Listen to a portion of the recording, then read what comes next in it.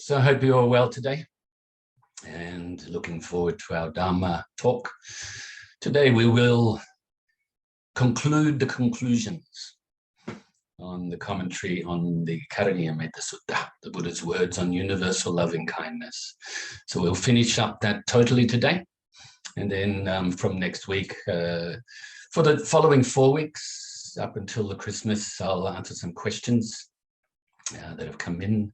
So if you have some questions, then send them to me as well.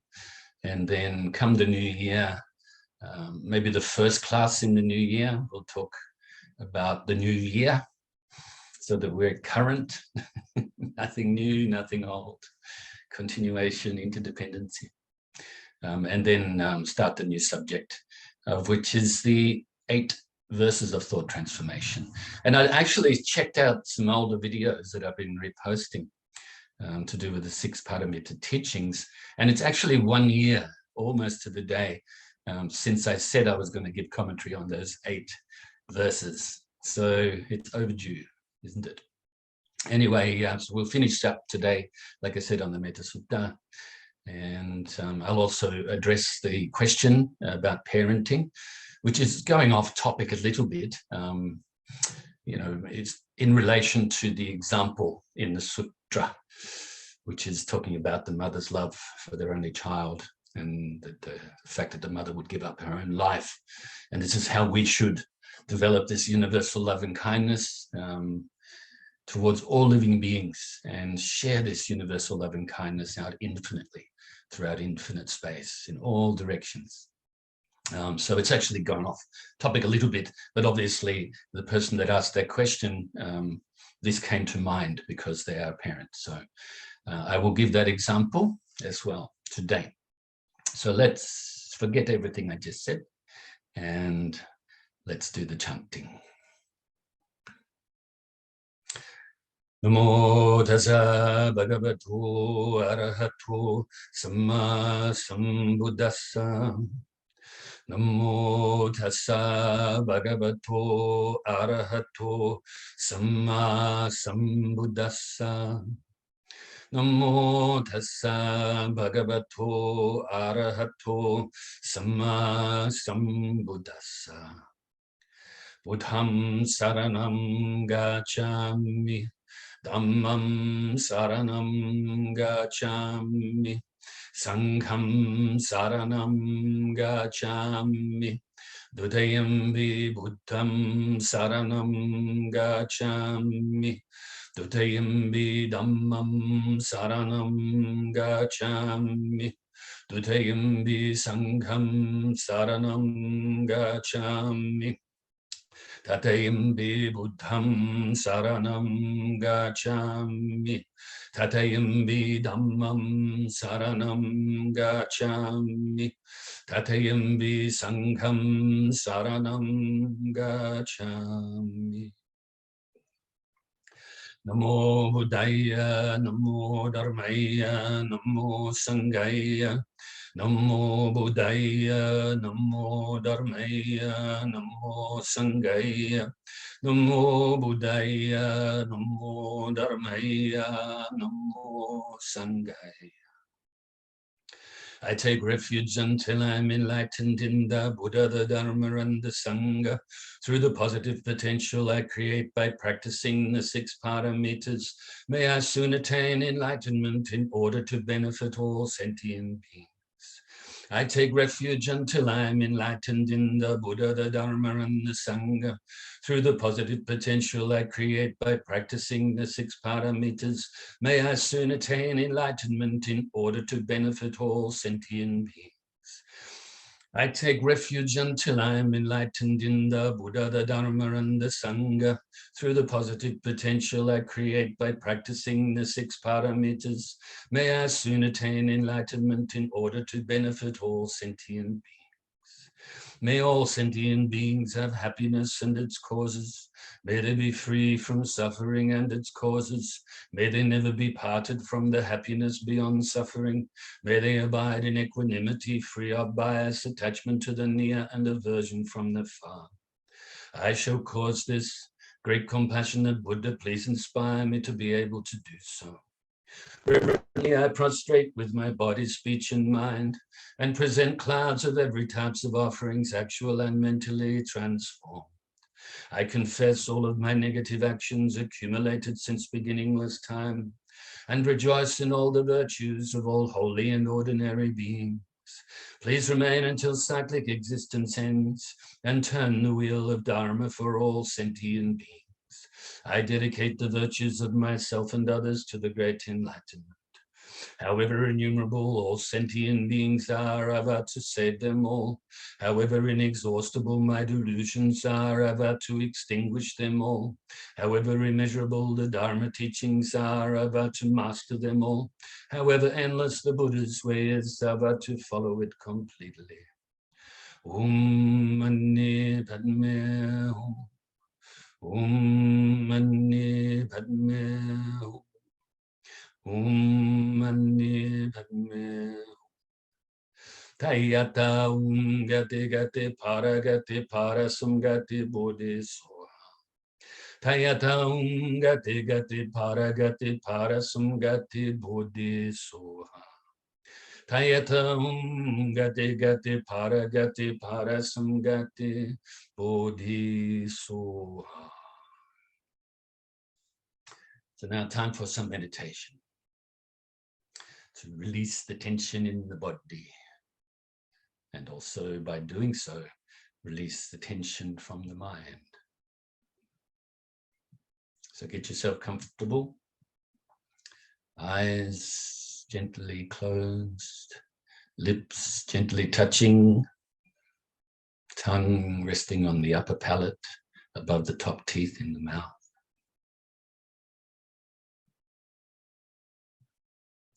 And bring your mind to your body, starting at the tips of the toes, working your way up to your shoulders, down to the tips of your fingers, and then to the top of your head. So let's take a few moments to do this now. Release whatever tension you can release from the body.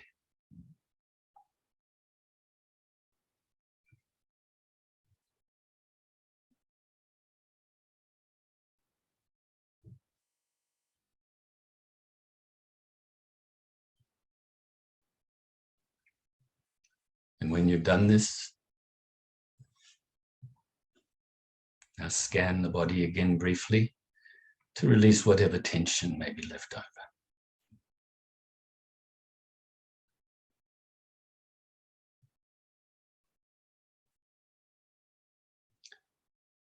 And now bring your mind, or place your mind onto your breathing, feeling of the breath as you breathe in your nose, all the way into your lungs, and then back out your nose again. As you breathe in and the air passes your throat, it's quite cool. Goes down past the bronchial area, enters the lungs, and as they fill with air, they expand. As you breathe out, they compress. And as the air passes your throat on the way out your nose, now because it's been in the body, it's quite warm. So these extra details will help you to focus on the feeling of the breath as you breathe in and out. You may also like to add the extra technique of counting the breaths. One in breath, one out breath is one, and so on. But don't count past 10. And if you lose focus, you get distracted on the way to counting to 10, go back to 1 at that time.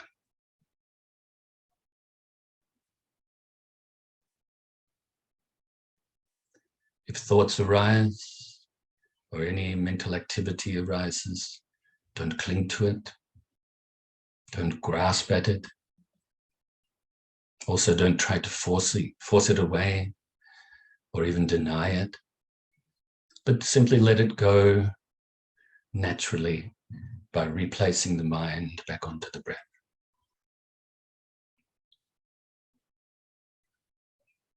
And if you start to become dull or sleepy, then replace your mind onto your breath more brightly. This way, replacing your mind onto the breath is the antidote for both the distracted mind as well as the dull mind. So let's practice like this in silence for a little bit.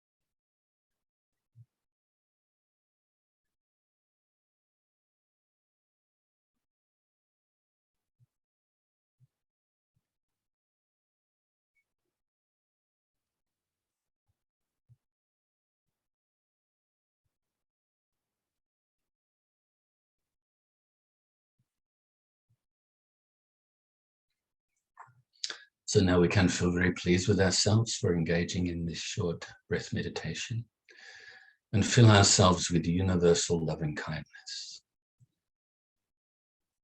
The feeling of universal loving kindness fills your whole being. And you can also utilize visualization of your whole being filling with the white light, which represents universal loving kindness, or white nectar.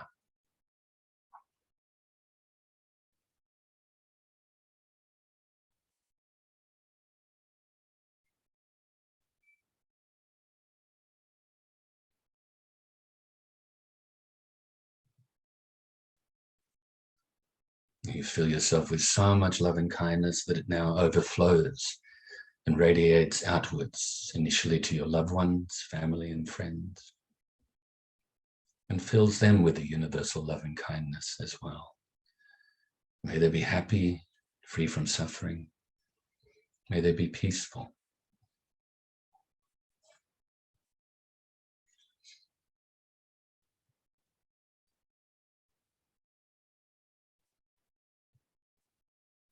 Now also radiate the loving kindness to strangers, those people that you may know a little bit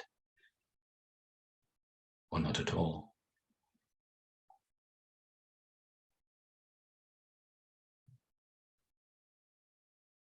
And also to those you may regard as enemies. May all of these people be filled now with universal loving kindness. May they be happy, free from suffering, and may they be peaceful.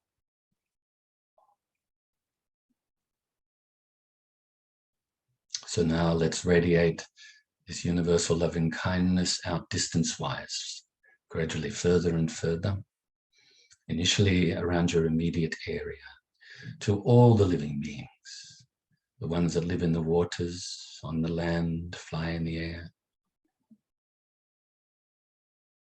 born from wombs, eggs, moisture, through transformation.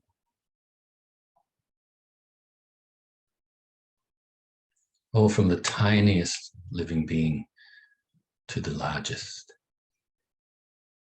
and all of those in between.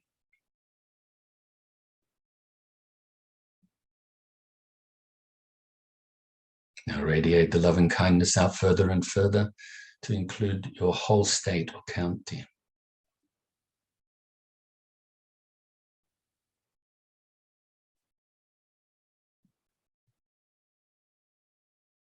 And other states and counties throughout your whole country.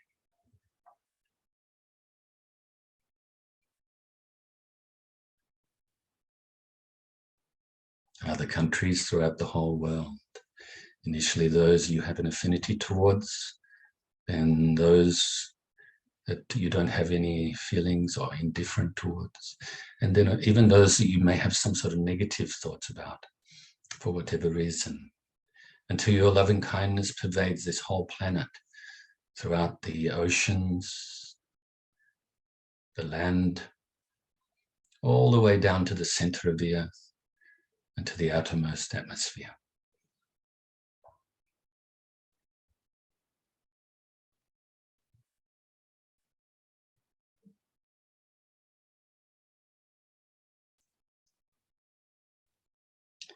And now other worlds throughout the whole solar system.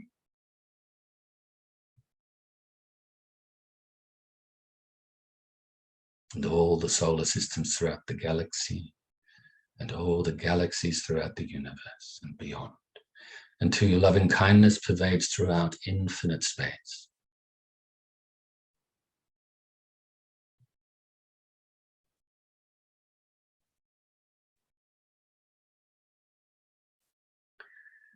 May all sentient beings be happy. May they live in safety and joy. All sentient beings, whether weak or strong, great or small, short or tall, seen or unseen, near or distant, born or to be born, may they all be happy. May they all be free from suffering. May they be peaceful.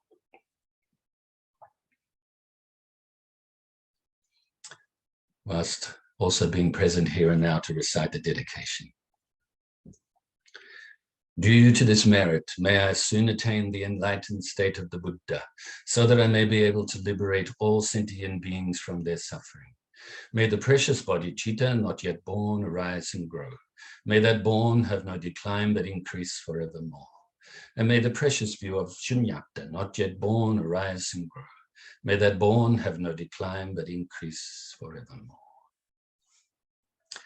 And so, like I said, I'll continue giving the teaching on good parenting, if you want to give it a title. As to remind you, it came as a question related in a sense, to the part of the sutra that says, just as a mother would protect her only child with her life, even so radiate this love and kindness towards the entire world, above and below and in all directions. It's longer than that, but that's basically it.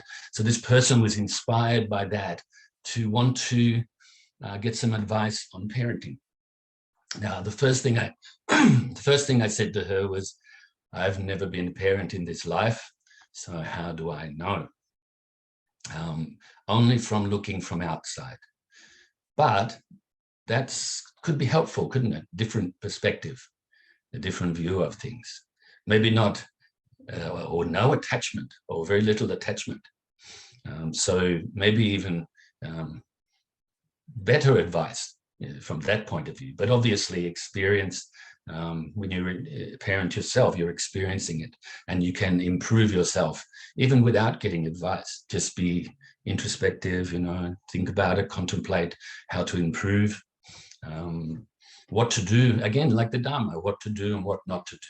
You start to make mistakes, you see the results aren't good, then you start to decrease the habit of doing those things or saying those things. Then, of course, what to do if you're not doing certain things that are helpful and you can do them, then you pick them up and you start to implement them in your life. And I mentioned this as well, and this is the same with all Dharma practitioners, all living beings. We can be a positive influence on others. We should try our best not to be a negative influence. If it's even better not to be an influence at all, actually, if you're a negative influence, but try to be good influence. And by living by example. So the parent, if the parent wants the child or children, two children in this case, to be kind, then the parent must be kind. And give them some advice on how to do that and how to relinquish the opposites. And also maybe why we should do it. Should always let the other person, in this case children, know why we're doing it, why we are kind. And therefore, actually, you can teach them at a very young age the law of karma, for instance. If you want your children to be compassionate, want to alleviate the suffering of others, you yourself must think like this too, and then put this into practice whenever possible. If you want your children to be wise, you must start to become wiser.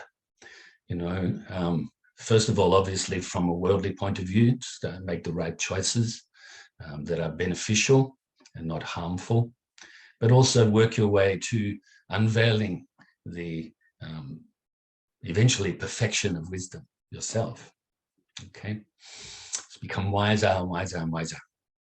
Like the Buddha gave examples for many things, actually, like this. If there's a rock there and there's a little bit of water dripping on the rock, eventually, bit by bit, little by little, it wears away the rock. So in this case, maybe I'll use the example in a different way. You're putting a little bit of water in a container, and eventually that container becomes full. So what I'm trying to get across to you is that even if you're only increasing your wisdom, your compassion, your kindness, little by little, eventually you will perfect it. You will be full of this love and kindness, full of compassion, and realize the supreme wisdom. Okay, so I think living by example is really important. And those of you that have had the experience in this life being parents, then I think you must agree with this, this type of teaching. But don't dwell, if you have done some things in the past that you're not happy about, don't dwell on them, okay? They're gone now, especially those of you in more advanced age. It's past now. I'm sure that you have good offspring. I'm not talking about myself, by the way, for all of the rest of you. And I mentioned the example last week. When you have a big tree, like you could say a mother tree, say out there in the bush or in the forest somewhere, or even not, maybe in the sort of vast lands, flat lands where there's sparse trees, you know. But there's a mother tree there. The tree obviously gives off seeds or grows seeds, and then they fall off. They're called acorns, I think. So let's say the acorn falls from the tree and remains very close to the mother tree. The mother tree will be taking all of the nutrients out of the soil and also stopping the sunlight and the rain to a certain degree get on or shine on, or the rain fall on the acorn. So the acorn then will not grow into a strong tree, probably not even go past germination stage. If the acorn, for however, maybe the wind or birds or whatever, goes too far away from the mother tree, and even though it will get the sunlight and the water and have the opportunity to take all of the nutrients from the soil in that area, it won't be protected.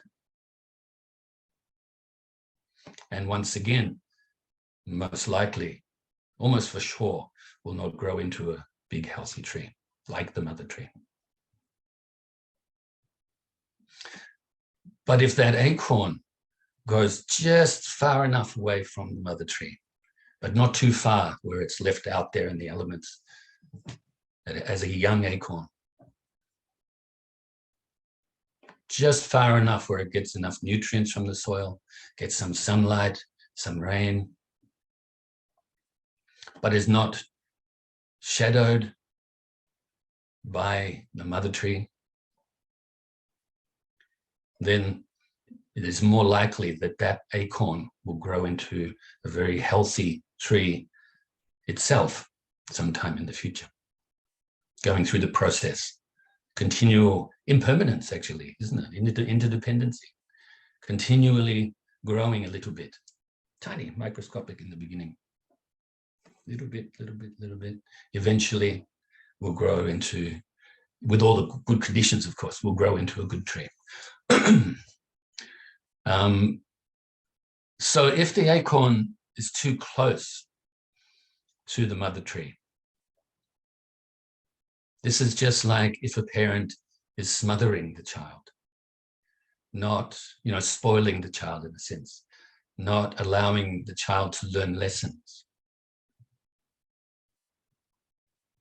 not allowing the child to learn to be responsible, to be eventually a good adult. So try to avoid parenting in this way. I've noticed, and I said this many years ago, but I noticed the schools over the years, and probably 15 years ago, I started to say this, or even before that. It seemed like a lot of the children these days, they didn't get to walk to school. They didn't get to the schools their own way. Now, of course, some parents may argue, and they have a right to, that it's not as safe as it used to be, more traffic on the road and so forth. But I think if a parent is always just dropping the child at the school, picking them up after, maybe missing the opportunity to help that child to become responsible, to help that child to be able to communicate with others, maybe the other children they could be walking with or catching a bus with, and engaging with other types of people too. Maybe if they are catching the bus, for instance, the bus driver, learning how to be polite, how to communicate clearly with others, and get to learn from them as well. So just a little point, okay? That's a little bit like the mother tree kind of shadowing over, smothering the little acorn. Then, of course, if the parents don't care and, don't bother even trying to teach the child or live by example, and that's like the acorn's long way away from the tree, not being protected or taught. And so I think you should try to avoid this type of way of parenting as well, not caring. And maybe that comes from self-centeredness, always wanting just your own enjoyment. You know, maybe you've got your own hobbits like that. That's make up a word. Habits and hobbies. Hobbit. Anyway, so I'll write my own dictionary soon. So anyway, you've got your own hobbies or your habits that are taking up all your time, and you're not really paying attention to guiding the child. Maybe you're using the television as the babysitter, like some people do. Excuse me.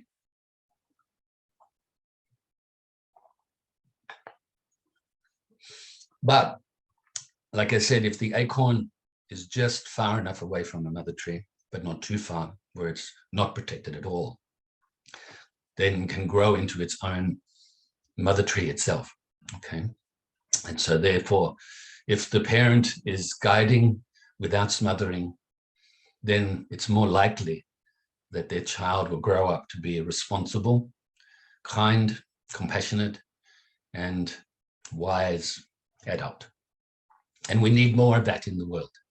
We need as much of that as we can get. Okay, so hopefully you've enjoyed that story. Maybe some of you knew it already. Spoken by the Buddha. Of course, I've embellished it a little bit, shortened it in spots, and give longer examples in other parts. So hopefully that's answered the question for that person overseas in Singapore. And now we'll conclude the conclusions. We've already concluded, really. We've done 4 parts of the conclusion. But first of all, I will recite to you right now the Metta Sutta. This is the work for those who are skilled and peaceful, who seek the good. May they be able and upright, honest of gentle speech, and not proud. May they be content and easily supported, unburdened with their senses calmed. May they be wise and not arrogant, and without desire for the possessions of others. May they do nothing mean, or that the wise would reprove. May all sentient beings be happy. May they live in safety and joy. All sentient beings, whether weak or strong, great or small, short or tall, seen or unseen, near or distant, born or to be born, may they all be happy. Let no one deceive or despise another being in any state. Let none by anger or hatred wish harm upon another. Just as a mother would protect her only child with her life, even so let one cultivate a boundless love towards all sentient beings. Let one radiate that boundless love towards the entire world, above, below, and in all directions, without hindrance, without ill will, without enmity. Standing or walking, sitting or lying down, during all one's waking hours, may one remain mindful of this heart and this way of living that is the best in the world. Unattached to speculations, views, and sense desires, with clear vision, such a person will never be reborn in the cycles of suffering. Enlightenment, liberation. Of course, you need the wisdom part, which is the last little bit of that sutra, the 4th verse out of 4 verses. The 2nd verse, the 3rd verse relate to absorbing the mind with the loving kindness. The 1st verse is the foundation, morality. You could say that morality is kind of like the foundation of all spiritual practice. Doesn't matter what religion somebody practices, or if they're not religious at all. We need to be moral. We need to be ethical, practice ethical conduct with our body, our speech, and our mind, particularly the mind, because when the mind is trained well, then the actions and the speech will follow. And also the mind itself then becomes more ripe to practice meditation, to develop concentration. When we have good concentration, we can then absorb the mind, in this case, with the universal love and kindness, with the universal compassion and the like. When the mind is absorbed, or first of all with the concentration, and then absorbed with the universal love and kindness and compassion, then the mind will be free, you could say, from prejudices, from cruelty, from hatred and anger and the like. And then we can develop or unveil this supreme wisdom. So the morality, once again, is the foundation. We don't feel bad about anything. We're not going to feel any negative remorse, negative regret, what some people may call guilt. Let it go. It's not real anyway. Live morally, you won't have this. If you still have it as a habit from many lifetimes, then you can slowly drip, drip, drip, get rid of it by being moral. And then, like I said, with this mind of morality or ethical mind, disciplined mind, we can develop this concentration beyond limit and then realize the supreme wisdom, as well as coupling it or marrying it with the universal compassion and loving kindness, the bodhicitta. So basically, that is the conclusion of the conclusions of this sutra. Hopefully you've enjoyed it. I took much longer than I was going to. I think you may remember I said back in when we started it, the last time we were doing some questions and answers, just before we started the commentary on this sutra. I think we started in April or May or something like that. Starting, of course, with the story of how it came to be taught, etc. And I said to you that I'm giving you a little bit of a break from the deep, deep teachings of the Prajnaparamita, the perfection of wisdom teachings, and the commentary, the brief commentary on the Heart Sutra, and interdependent origination, and so forth. And it's true. I wanted to give you a little bit of a break, not just talk about deep stuff all the time. And you've had a long break. But actually, to tell the truth, to be really straight, I have spoken about some deep stuff here, especially in the wisdom part, the last verse of this Metta Sutra. So we're under a minute now, I think, yep. So less than 1 minute, yep. Hopefully you've enjoyed today's class. Hopefully you've enjoyed all of this commentary. Hopefully it's sort of, at very least, planted some seeds in your mind for you to mentally chew on, for you to contemplate and get to understand.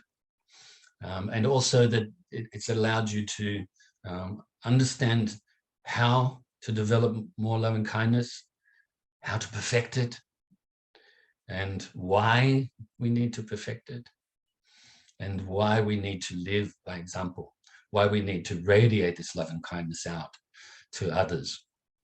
The world needs it. Your neighborhood needs it. You need it. And your house needs it. Okay, so I rejoice in your